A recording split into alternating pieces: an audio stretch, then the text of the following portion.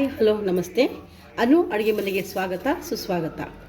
ಇವತ್ತು ನಾನು ಸಿಂಪಲ್ಲಾಗಿ ಕಡಿಮೆ ವೆಚ್ಚದಲ್ಲಿ ಕೇಕ್ ಯಾವ ರೀತಿ ಮಾಡಬೇಕು ಅಂತ ತೋರಿಸ್ಕೊಡ್ತೀನಿ. ಇವತ್ತು ನಾಳೆ ನಮ್ಮ ಅಮ್ಮನ ಬರ್ತ್ಡೇ ಇರೋದ್ರಿಂದ ನಾನೇ ಮಾಡಬೇಕು ಅಂತ ಅಂದ್ಕೊಂಡಿದ್ದೀನಿ. ಅದೇ ರೆಸಿಪಿನ ಇವತ್ತು ನಿಮ್ಗೆ ಹಾಕಬೇಕು ಅಂತ ಅಂದ್ಕೊಂಡಿದ್ದೀನಿ. ಹಾಗಾಗಿ ನಾನು ಇವತ್ತು ನಿಮ್ಮ ಕೇಕ್ ಹೇಗೆ ಮಾಡೋದು ಅಂತ ಸಿಂಪಲ್ಲಾಗಿ ಮಾಡಿ ತೋರಿಸ್ತೀನಿ. ಇದು ನೋಡಿ ಹ್ಯಾಪಿ ಬಿಸ್ಕೆಟು. ಇಂಥವು ನಾನು ಹ್ಯಾಪಿ ಬಿಸ್ಕೆಟನ್ನು 3 ಪಾಕೆಟ್ ಹಾಕ್ಕೊಂಡಿದ್ದೀನಿ. ಇದಕ್ಕೆ ಮಿಕ್ಸಿ ಜಾರಿಗೆ 3 ಪ್ಯಾಕೆಟ್ ಹಾಕ್ಕೊಂಡಿದ್ದೀನಿ.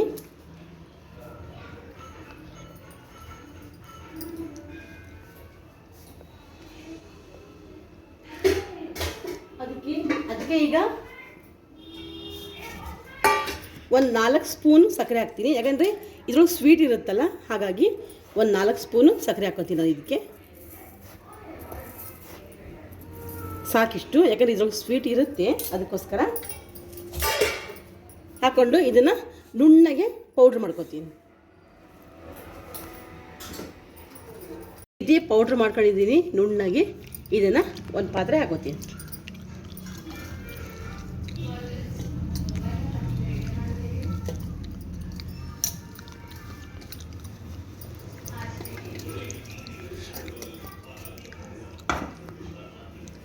ನೋಡಿರಿ, ಈ ರೀತಿ ಪೌಡ್ರ್ ಆಗಿದೆ. ಇದನ್ನು ನಾನು 1 ಕಪ್ ಹಾಲು ತೊಗೊಂಡಿದ್ದೀನಿ. ಈ ಹಾಲನ್ನು ಒಂದೇ ಸರಿ ಹಾಕಲ್ಲ, ಸ್ವಲ್ಪ ಹಾಕ್ಕೊಂಡು ಇದನ್ನ ಕಲಿಸ್ಕೊತೀನಿ.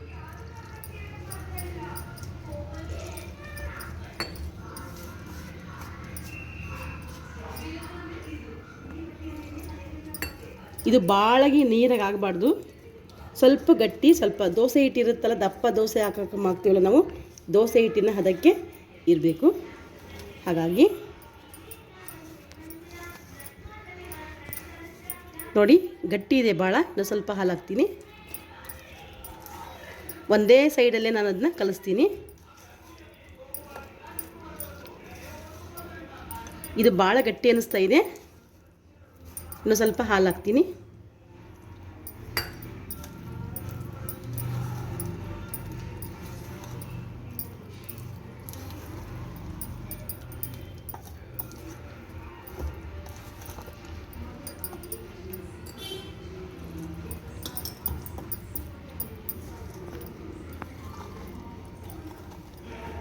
ಭಾಳ ನೀರಾಗಬಾರ್ದು, ನೀರಾದರೆ ಕೇಕ್ ಬರಲ್ಲ ಅದು.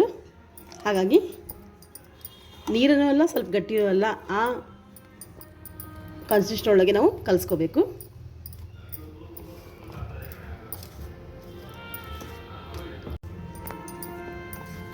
ನೋಡಿರಿ, ಇಲ್ಲಿ ಈ ಕನ್ಸಿಸ್ಟೊಳಗೆ ನಾನು ಕಲಿಸ್ಕೊಂಡಿದ್ದೀನಿ. ಇದಕ್ಕೆ ಸ್ವಲ್ಪ ಸೋಡಾ, ಬೇಕಿಂಗ್ ಪೌಡ್ರ್ ಸ್ವಲ್ಪ ಹಾಕ್ತೀನಿ.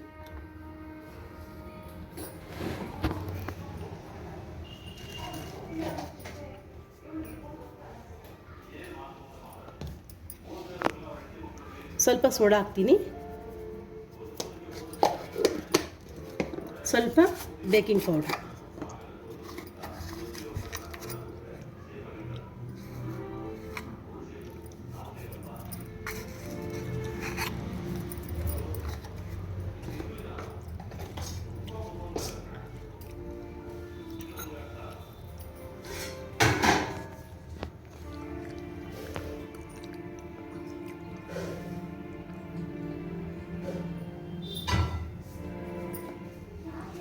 ಮತ್ತು ಕಲಿಸ್ಕೊತೀನಿ. ಸ್ವಲ್ಪ ಗಟ್ಟಿ ಇರೋದ್ರಿಂದ ಇನ್ನು ಸ್ವಲ್ಪ ಹಾಲು ಹಾಕ್ತೀನಿ.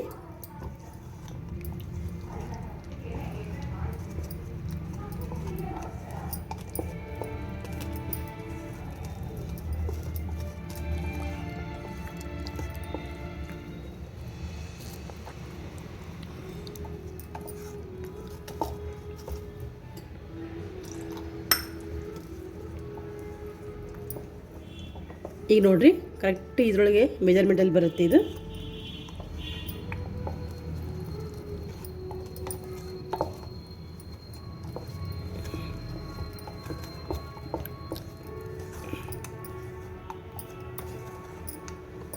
ಸೋಡಾ ಹಾಕಿದ ಮೇಲೆ ಸ್ವಲ್ಪ ಭಾಳ ಕಲಿಸ್ಕೊಳ್ಳೋದು ಬೇಡ. ಅದನ್ನ ಈಗೆಲ್ಲ ಮಿಕ್ಸ್ ಆಗಿರುತ್ತೆ.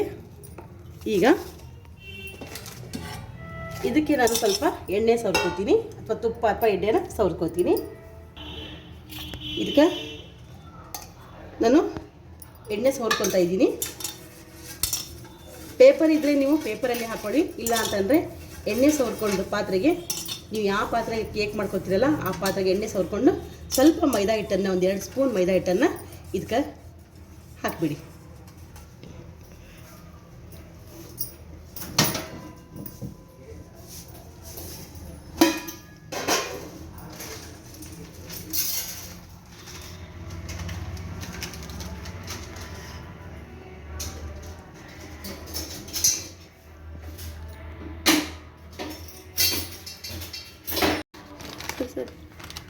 ನೋಡಿರಿ, ನಾನು ಸ್ವಲ್ಪ ಮೈದಾ ಹಿಟ್ಟನ್ನು ಹಾಕೋತೀನಿ.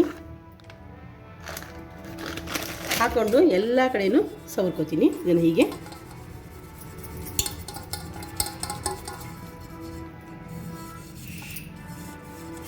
ಇದೆಲ್ಲ ಕಡೆಯೂ ಹೀಗೆ ಸವರ್ಕೊಂಡು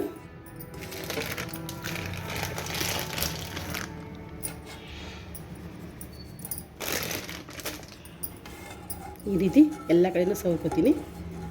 ನಿಮ್ಮ ಕಡೆ ಪೇಪರ್ ಇತ್ತಂದರೆ ಪೇಪರೇ ಹಾಕೊಳ್ಳಿ, ಇಲ್ಲ ಅಂದರೆ ಎಣ್ಣೆ ಹಾಕಿ ನೀವು ಸ್ವಲ್ಪ ಹೀಗೆ ಹಿಟ್ಟನ್ನು ಸವರ್ಕೊಂಡ್ರೆ ಸಾಕು. ನೋಡಿ, ಈ ರೀತಿ ಇದೆ, ಈ ಕನ್ಸಿಸ್ಟೆನ್ಸಿಯೊಳಗಿದೆ. ಇದನ್ನು ನಾನೀಗ ಇಷ್ಟೂ ಯಾವ ಪಾತ್ರೆಗೆ ಕೇಕ್ ಮಾಡ್ತಿರ್ತೀವಲ್ಲ ಆ ಪಾತ್ರೆಗೆ ಹಾಕೋತಾ ಇದ್ದೀನಿ.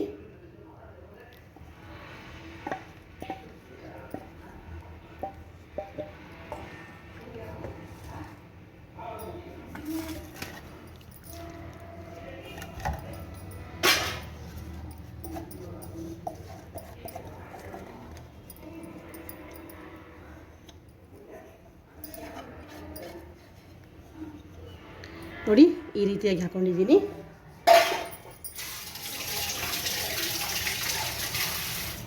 ಅದನ್ನು ನಾನು ಸ್ವಲ್ಪ 1-2 ಸಾರಿ ಹಿಂಗೆ ಮಾಡ್ತೀನಿ, ಅಂದರೆ ಒಂದೇ ಸಾರಿ ಚೆನ್ನಾಗಿ ಕೂತ್ಕೊಳ್ಳುತ್ತೆ ಅದು.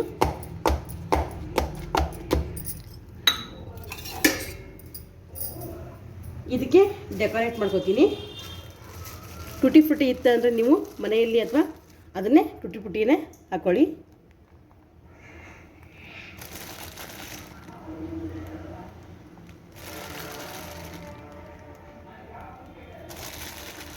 ಕೇಕ್ ಆದಮೇಲೆ ಇದು ಚೆನ್ನಾಗಿ ಕಾಣಿಸುತ್ತೆ ನಮಗೆ, ಹಾಗಾಗಿ ನಮಗೆ ಟೇಸ್ಟ್ ಕೂಡ ಇರುತ್ತೆ ಇದು.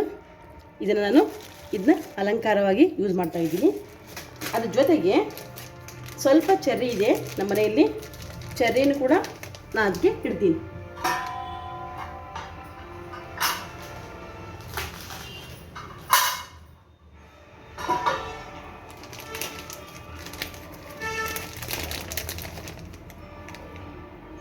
ಚೆರ್ರಿನೂ ಇದೆ, ಅದು ಕುತ್ಕೊಳ್ಳೇನಪ್ಪ ಅನ್ಸಲ್ಲೇನು.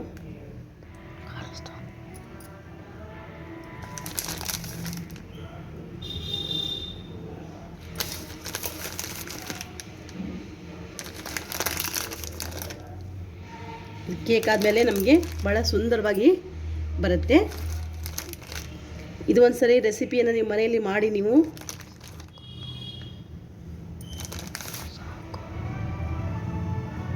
ಪ್ಯಾನನ್ನು ಬಿಸಿ ಮಾಡೋಕ್ಕೆ ಇಟ್ಕೊಂಡಿದ್ದೀನಿ. ಒಂದು 5 ನಿಮಿಷ ಇದು ಬಿಸಿ ಆಗಲಿ. ಕೆಲವರು ಉಪ್ಪು ಹಾಕ್ತಾರೆ, ನನಗೆ ಉಪ್ಪೇನು ಹಾಕಿಲ್ಲ, ಅಷ್ಟೇ. ಇದು ಪ್ಲೇಟ್ ಮಾತ್ರ ಇಟ್ಟಿದ್ದೀನಿ. ಈ ಪ್ಲೇಟ್ ಮೇಲೇ ಅದನ್ನ ಇಡ್ತೀವಿ. ಈಗ ಇದನ್ನು ಹಾಕಿದ್ದೀವಿ, ಇದನ್ನ ಇಡ್ತಾ ಇದ್ದೀನಿ. ಒಂದು 5 ನಿಮಿಷ ಇದು ಬಿಸಿ ಆಗಲಿ ಅಷ್ಟೇ. 5 ನಿಮಿಷ ಬಿಸಿ ಆದಮೇಲೆ ನಾನು ಇದನ್ನ ಇಡ್ತೀನಿ.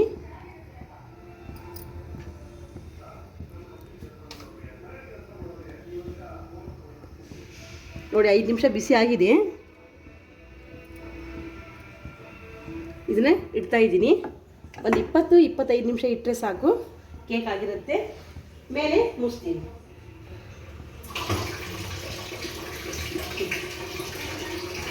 ಗ್ಯಾಸು ಲೋ ಫ್ಲೇಮಲ್ಲೇ ಇರಲಿ, ಜೋರು ಇಡೋದು ಬೇಡ.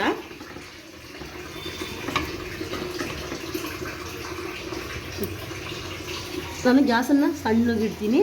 ಒಂದು 20-25 ನಿಮಿಷ ಇದಿಟ್ಟು ತೆಗಿತೀನಿ. ನೋಡಿರಿ, 20 ನಿಮಿಷ ಆಗಿದೆ. ನಾನು ಇಟ್ಟು ನೋಡ್ತೀನಿ, ಅಂಟ್ಕೋಬಾರ್ದು. ನೋಡಿರಿ, ಅಂಟ್ಕೊಂಡಿಲ್ಲ ಅಂದರೆ ಆಗಿದೆ ಅಂತ ಅರ್ಥ. ಅಂಟ್ಕೊಂಡ್ರೆ ಇದು ಅಂಟಿಲ್ಲ ನೋಡಿ, ಹೌದಾ? ಅದಕ್ಕೆ ಇದಾಗಿದೆ. ಗ್ಯಾಸ್ ಆಫ್ ಮಾಡ್ತೀನಿ. ಇದನ್ನು ಕೆಳಗೆ ಉಳಿತೀನಿ. ಒಂದು ಅರ್ಧ ಗಂಟೆ ಆದಮೇಲೆ ನಾನು ಇದನ್ನ ತೆಗೆದು ತೋರಿಸ್ತೀನಿ ನಿಮಗೆ. ಪೂರ್ತಿ ಬೆಂದಿದೆ ನೋಡಿ, ಎಷ್ಟು ಚೆನ್ನಾಗಿ ಬಂದಿದೆ ಕೇಕ್. ಉಬ್ಬಿ ನೋಡಿ ಎಷ್ಟು ಚೆನ್ನಾಗಿ ಬಂದಿದೆ.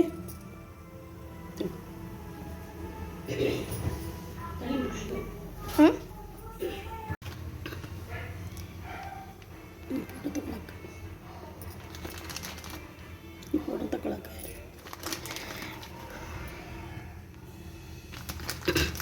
ಸ್ವಲ್ಪ ಮೇಲೆ ನಾವು ಡೆಕೋರೇಷನ್ ಮಾಡೋದಂತೆ ಈಗ.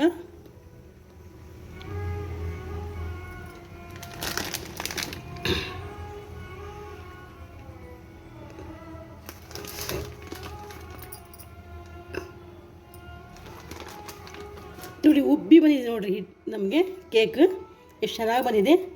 ಇದು ನಾನು ಮಾಡಿದ ಈ ರೆಸಿಪಿಯನ್ನು ನೀವು ಒಂದು ಸಾರಿ ಮನೇಲಿ ಮಾಡಿ ನಿಮಗೆ ಇಷ್ಟ ಆಯಿತು ಅಂತಂದರೆ ಮಕ್ಕಳಿಗೆ ಕೊಡಿ, ಅಂತ ಟೇಸ್ಟಾಗಿರುತ್ತೆ, ಇಷ್ಟಪಡ್ತಾರೆ.